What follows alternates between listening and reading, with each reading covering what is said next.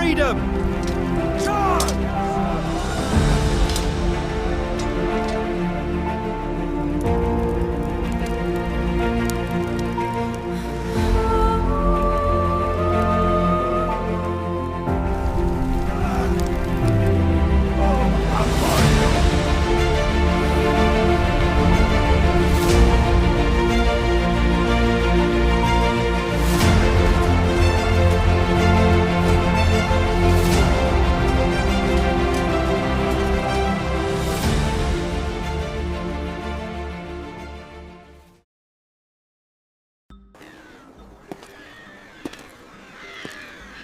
A curious Greek explorer started out throughout the ancient world in the 4th century BC. He was not a warrior or a ruler. He was something far rarer at that time, a storyteller. He traveled to other places for many years, eager to collect stories, wonders, and the sounds of civilizations.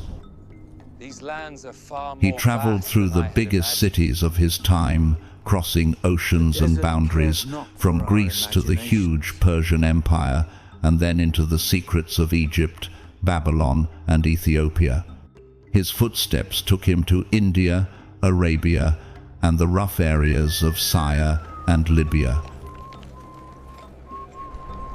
One of the first places he went was ancient Egypt. He was amazed by how big the pyramids of Giza were as he stood in front of them. He talked to monks who told him the secrets of how they were built, handing down stories that were as old as stone itself. The man didn't just see and meet people on his travels. He also learnt about the core of history. He put these stories together into a huge book that would keep the spirit of many nations and their people alive. People in Athens were amazed when they got his works. The assembly honored him for keeping voices that may have gone silent, showing how wonderful he was. His work showed that stories may live on after empires and wars. Before he became regarded as the father of history, this man was only a curious boy. He was born in the Greek city of Halicarnassus and grew up with an insatiable drive to learn about the world. This ambition would transform how people remembered their past. Herodotus was born in the year 484 BC to a rich and well-educated family. Halicarnassus, the city where he grew up, was ruled by the Persians.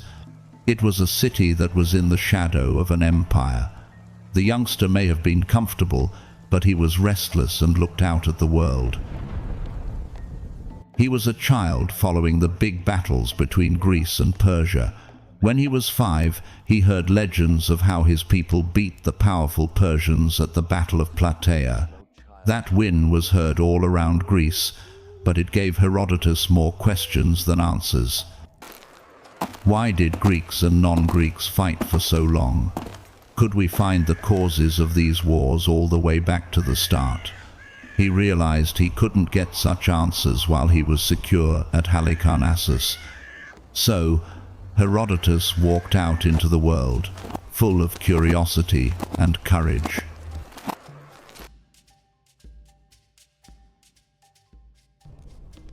His first stop was Susa, the Achaemenid Empire's winter capital, and then he went to Babylon.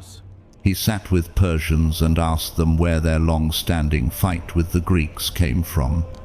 Their legends went back to a time even before the Trojan War. Please, no! The Persians said that it started with the Phoenicians. They arrived to Argos, which is now part of Greece, a long time ago to trade. But while they were doing business, they kidnapped Io, the king's daughter, and took her to Egypt.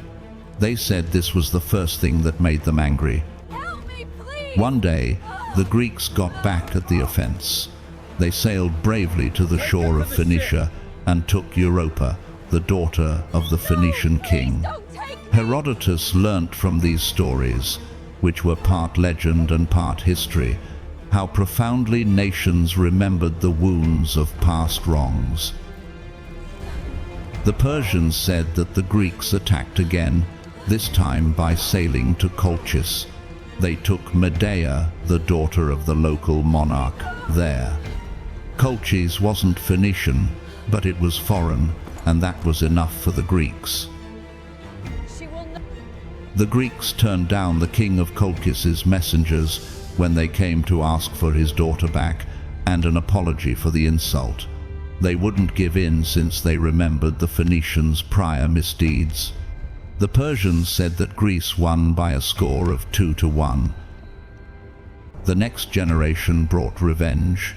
Priam's son Paris stole Helen from Greece. The Greeks were furious and demanded her return and payment. Paris said no, pointing out how unfair it was to Medea, and asked why he should give in when they hadn't before. The Greeks wouldn't agree to this. They built a huge army, crossed the sea, and destroyed Troy. Priam was killed, Paris fell, and the city was burned and sworded to death. The Persians said that this was the reason for their long-standing hatred of Greece. But Herodotus was not just any storyteller. While others stopped telling their stories, he kept asking questions. He wanted to know not only what was said, but also why. This interest made him different from everyone else who came before him. He quickly found out that the Phoenicians told the narrative in a different way. They said that Io hadn't been kidnapped at all. She had fallen in love with their captain. She was pregnant and scared, so she went to Egypt with him on her own, which made the story of her kidnapping seem like a rumor. Herodotus, on the other hand, was not happy. He was unsure of both stories and looked for a more recent cause of the fighting. He thought the first real breach happened when Candaus, the king of Lydia, reached across the Aegean and tested how free the Greeks were. Croesus was the final king of the Mermnad dynasty and ruled Lydia from the middle of the 6th century until Persia took it over. He was known as the richest man in the world at the height of his rule. But Herodotus decided to start his story with a ruler who ruled aeons before Croesus. Candaus was the last ruler of the Heraclid dynasty. He ruled Lydia with confidence for more than 100 years before Croesus, yet his own court was the source of his own downfall. Gyges was his most trusted guard, and he told him everything. But a king's love is like fire. It warms everything up in small amounts, but too much of it destroys everything in its path. Candaus, who was blind in his trust, tried to show Gyges how beautiful his queen was. His proof wasn't praise or poetry, it was a command to see her naked. Gyges was ashamed and pulled back.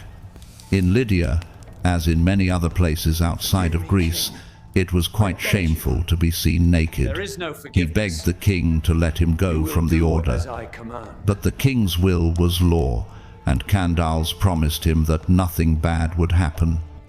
Gyges did what he was told that night, even though he was in the dark.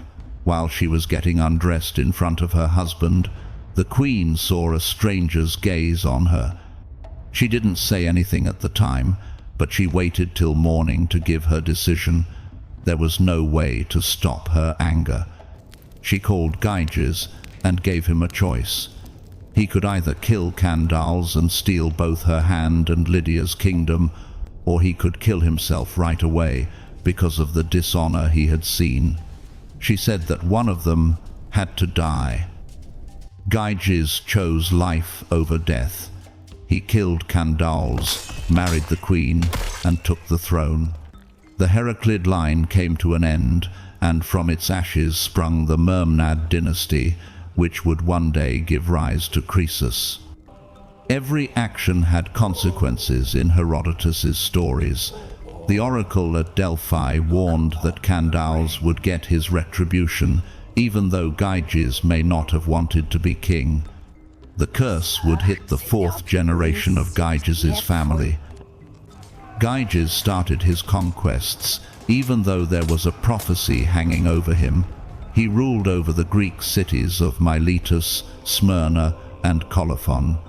Ardys, his son, took over the throne after he died, although his reign didn't do much more than continue his father's problems. Sardiats came after Ardys and ruled for a short time, leaving an even smaller impression. Aliatis, Sardiatis' son, was the one who brought Lydia back to life. He built the empire that his son Croesus would inherit by his wars and policies. Croesus became the strongest of the Mermnad rulers. Herodotus said that he was the first foreign king to really threaten the Greeks. When Croesus became king, he marched on the Ephesians, who were the first to feel the effects of his wars. He took over the Ionian and Aeolian cities one by one and made them pay tribute. His power spread throughout the coast like fire. He even prepared to attack the Aegean islands with his fleets, but he changed his mind and they were saved. He decided to use diplomacy instead. Croesus made friends with the Greeks on the island, building a web of relationships as skillfully as his army had made conquests. His capital, Sardis, was suddenly full with wealth, intellect, and voices from all over the world. People said that Croesus was richer than everyone else. Sardis was so beautiful that gold and silver flowed into it, but having money wasn't enough for him. In his heart, though, another thought kept bothering him. Could the richest man also be the happiest? Solon of Athens was one of the smartest guys in history. He had made the laws of his city so fair that he had the Athenians promise not to change them for 10 years while he was away. Solon traveled a lot because he wasn't always being called to court. People in various places wanted to know what he knew. When Solon got to Sardis, Croesus invited him to a magnificent feast. The king, surrounded by gold and luxury, asked his guest a question he wanted to hear answered in his favor. "Solon, tell me, who is the happiest of all men?" Solon knew what the king wanted, yet he decided to tell the truth instead than flattering him. He said, "My lord, Tellus of Athens was the happiest man." Croesus was astonished, yet interested, so he asked him to explain why this unknown Athenian was so important. For Athens! For glory! For freedom! Solon told the story of Tellus, who lived in a rich city, had noble sons, and saw his grandchildren grow up. He died in battle, where he bravely drove the enemy away. The people of Athens buried him with honors in the same place where he died. Croesus liked the narrative, but he didn't get what it meant. He inquired again, "Who is the second happiest man?" He thought he would hear his own name, but instead he heard about Cleobis and Biton, 2 brothers from Argos. Their story was about strength, honor, and fate. The brothers hitched themselves to their mother's wagon and hauled her 4 miles to the sanctuary for a festival for Hera when they couldn't find any oxen. People applauded their devotion, and their mother prayed to the goddess for the best present she could give them. That night, the twins slipped into a deep sleep and didn't wake up. The Argives built statues in their honor to honor their good lives and glorious deaths. Solon thought that their destiny reflected what gift the gods thought was best for people. Croesus started to feel apprehensive. Solon said that no one should be deemed joyful while they are still alive. Fortune changes, money fades, and only death can tell if a life is complete. Croesus ignored the warning because he was angry, because his wealth had not gotten him the title he wanted. But what Solon said would turn out to be true. Croesus didn't want to learn the lesson at his table in Sardis, but it would come back to him in a brutal way. Fate was already at work, and soon the world's richest king will understand how fragile human fortune island. Oh no. After Solon left, Croesus had a bad dream in which one of his sons was killed by an iron spear. He had two sons, Attis, a great commander and successor to the throne, and the other, who was deaf and mute. Croesus promised right away to protect him from such a destiny. He went to the oracle of Delphi to ask what to do about his quiet son. The answer was bad. Croesus would hear his son's voice one day, but only when things went wrong. Croesus focused all of his energy on keeping Attis safe, marrying him off, and taking away all of his weaponry. A stranger came to Sardis as the wedding was being planned. Adrastus, a prince from Phrygia, had slain his own brother by accident and wanted to be cleansed. Croesus forgave him and let him into the court, hoping to give him a fresh start. A wild boar soon tore through the countryside, destroying farms and scaring farmers. They urged the king to send soldiers to fight it. Croesus consented, but he told Attis he couldn't leave. The young prince was angry and went to his father to seek the chance to prove himself. Croesus told Attis about the dream, but Attis thought carefully. The oracle talked about an iron spear, not the tusks of an animal. There was no danger, because no boar could fulfill the vision. Croesus let him leave after being convinced, but he put Adrastus at his side as a guard. The hunters came together and trapped the beast. Spears flew through the air, hitting the ground and the brush. Adrastus threw his weapon and missed. Instead, the iron head went through Attis. The prophecy came true when the prince died right away. Croesus's heart sank. His worst nightmare had come true. The monarch was sad about his son, but he was also sad about the harsh irony that the guy who killed him was someone he had protected. But Croesus forgave Adrastus, saying he was just a tool of fate. Attis was buried with humble honors, and the earth was heavy with grief. Adrastus couldn't handle the weight of forgiveness, since he was so sad and guilty. The night following Attis's burial, he killed himself on the tomb, sealing his fate in misery. Both of them had been taken by fate, and Croesus was left alone.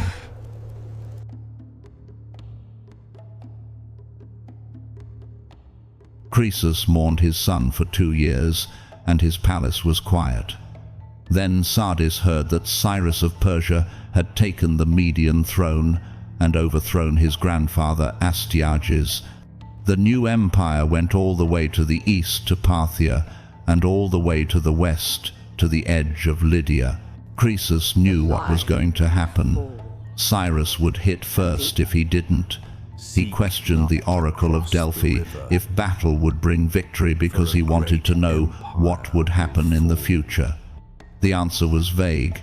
If Croesus went to war, he would ruin a huge empire. Croesus gathered his soldiers because he thought the prophecy foretold the end of Persia, but Cyrus beat him on the plain of Sardis and then laid siege to the capital. The Lydian monarch was brought alive, but he almost died at first. His silent son cried out for the first time and saved him. The oracle's words came true. Croesus's own dominion had fallen, though, and thus the revenge that had been predicted since the time of Candaules came to pass, hitting the 4th generation just as the prophecy said it would. Croesus was now a prisoner and had to face a worse destiny. Cyrus told him to tie him to a huge pyre with 14 Lydian boys. Was it a terrible test to see if Croesus's gods would save him, or was it a sacrifice to the Persian gods? Herodotus didn't know. Croesus whispered Solon's name as the flames grew. He remembered what the Athenian had taught him. No one is satisfied unless their life ends in good fortune. At that moment, he understood the truth. Money couldn't protect him from sadness, and power couldn't protect him from failure. Cyrus wanted to know what Croesus was talking about since he was confused. He was told the story of Solon, the story of a king who once thought he was the happiest man in the world, but then lost his fortune. Cyrus listened and was moved by what he heard. The fire burned brightly, but Cyrus's heart changed. He didn't want Croesus to die anymore. He wanted him to live. He told the fire to go out. But the flames raged high, threatening to burn everything before help could arrive. It looked like time itself was judging the fallen ruler. Croesus yelled out to Apollo in a fit of rage. Herodotus says that the deity reacted by sending rain from the sky, which put out the flames and saved the fallen king. Cyrus decided to keep Croesus alive as an advisor because he was amazed by the miracle and Croesus's faith. So ended the rule of the first foreign ruler to fight the Greeks. From then, Herodotus moved on to Cyrus the Great, the man who built the Achaemenid Empire. This empire was built on blood, conquest, and ambition, and it was unlike anything the world had ever seen.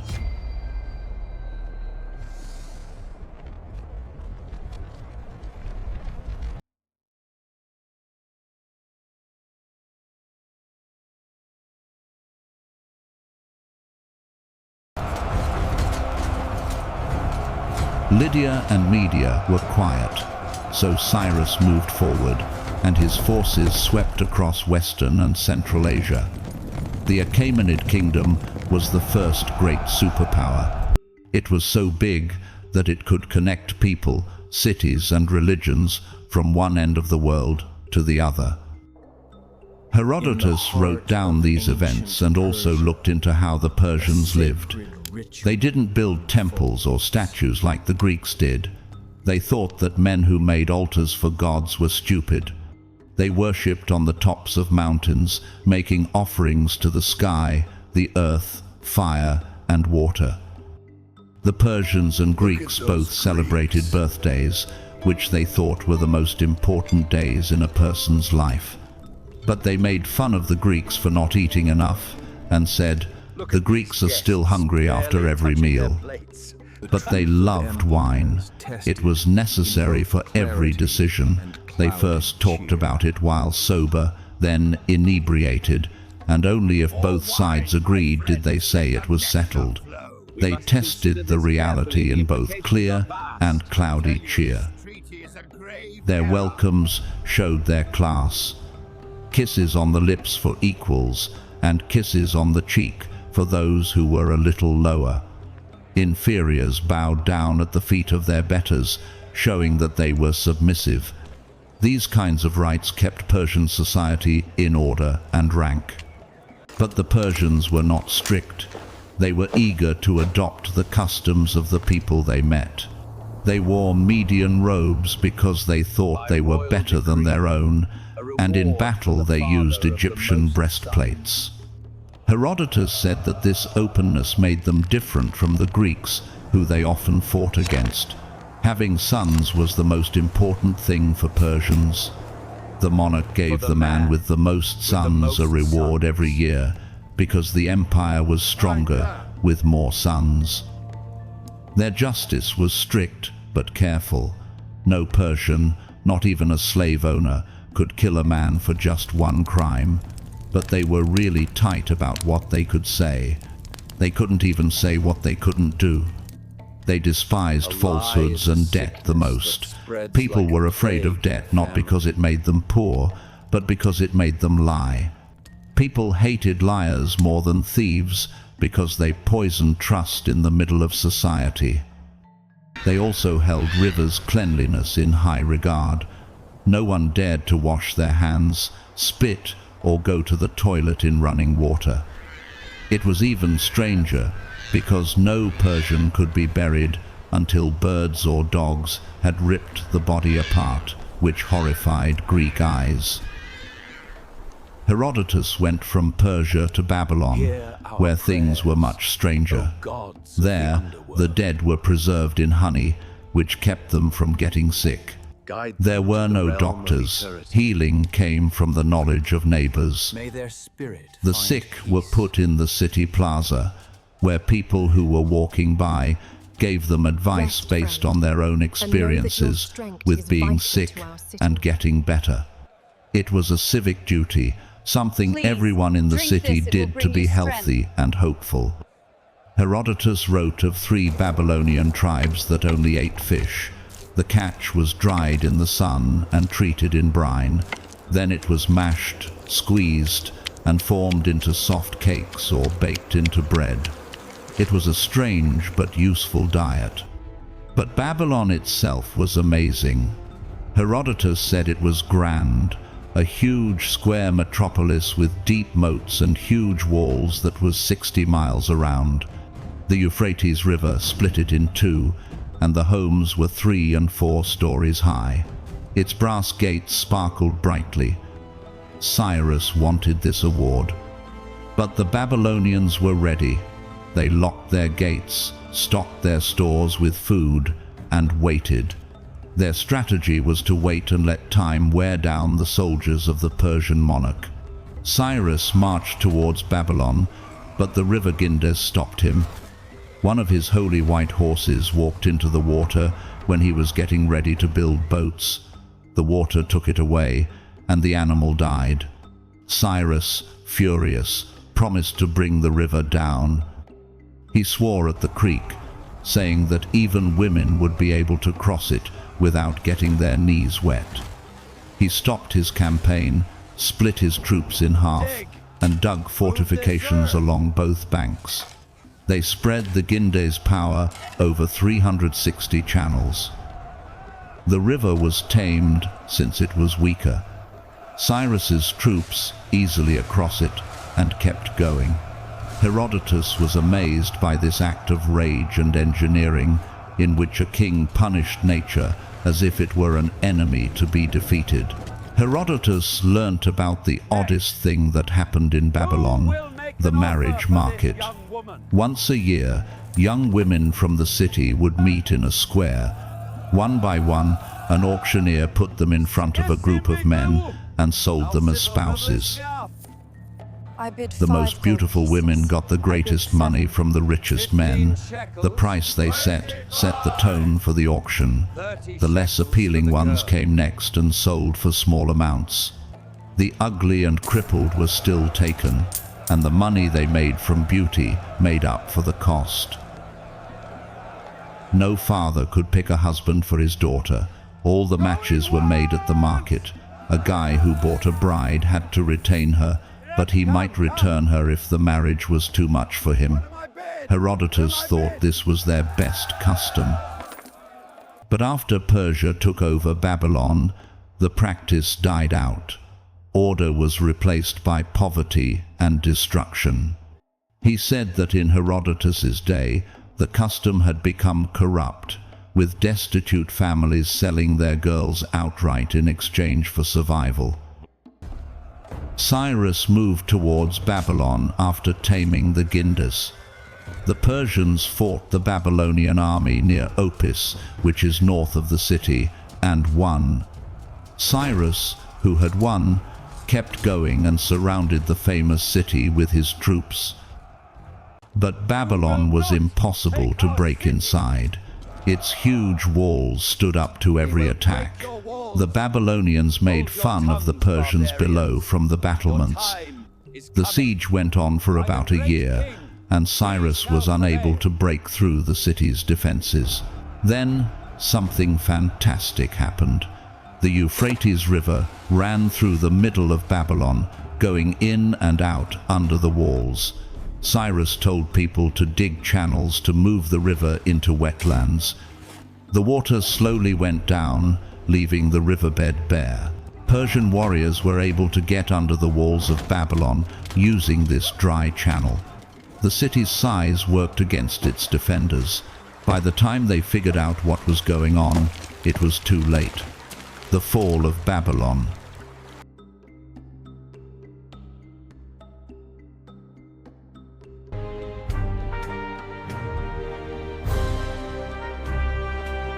Cyrus was now the monarch of kings and the ruler of all four corners of the globe. His empire covered a lot of land, from Asia Minor to Afghanistan, and included both Assyria and Babylon. It was the biggest kingdom the world had ever seen. But hunger came from conquest. The vast steppes of Central Asia, where the savage Massagetai lived, were beyond his domain. They were nomads of the grasslands and lived free and untamed, unlike any enemy Cyrus had ever fought. They drank the milk of their mares, shared women freely, and killed their elders by eating them at ritual feasts. They didn't get rich by farming. They got rich by raising cattle, fishing, and getting things from the Araxes River. The Massagetai solely worshipped the sun, and they sacrificed fast horses because they thought no other creature was better for the god of light. Herodotus thought they looked like the Scythians in their clothes and ways of life, but they were more violent, rough, and wild. Cyrus now wanted to take over these people, but the Massagetai were not like Babylon, whose walls had fallen to trickery. They were a different kind of enemy that the King of Kings could not easily defeat. Tomyris, a widow, was the queen of the Massagetai at that time. Cyrus sent a message asking for her hand in marriage, but Tomyris saw through the trick. He wanted her kingdom, not her love. She said no, and that was Cyrus's reason for going to war. Cyrus talked to his advisors before he hit. Croesus of Lydia, who was still with him, suggested a plan: use bait to draw the Massagetai. A small group of Persians would face them, leaving behind a feast of food and wine. Tomyris' son Spargapises led the Massagetai against the Persians and sent them running. They ate the prizes of their victory, but they weren't used to wine, so they got intoxicated and lost their senses. At that moment, Cyrus's full force attacked them. The trap worked. The inebriated warriors were killed, and Spargapises was taken alive. Cyrus wanted to use the prince as a bargaining chip to get Tomyris to give in to the Persian Empire. Cyrus marched towards Babylon, but the river Gindus stopped him. One of his holy white horses walked into the water when he was getting ready to build boats. The water took it away, and the animal died. Cyrus, furious, promised to bring the river down. Cyrus didn't pay attention to the warning, but when Spargapises got loose, he chose death than being caught. Tomyris got her people together after her son died. The Persians were deep in enemy territory and getting ready for a fight like none they had ever seen. Herodotus said that what happened next was the most brutal combat ever waged between non-Greeks. The fight was brutal. The Massagetai broke the Persian army, killing many of Cyrus's soldiers in a wave of death. On that battleground, Cyrus, the King of Kings, fell. They caught his body and cut off his head. Tomyris kept her promise and put it in a wineskin full of human blood. "Drink as much as you want," she said, "because I promised to quench your thirst."